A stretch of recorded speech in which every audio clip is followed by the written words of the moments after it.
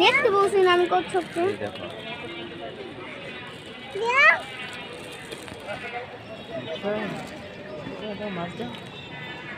খাবার দাও।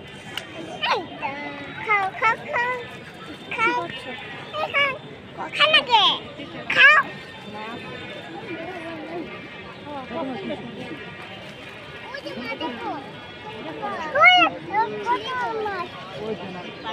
আমাকে দাও আল্লাহ,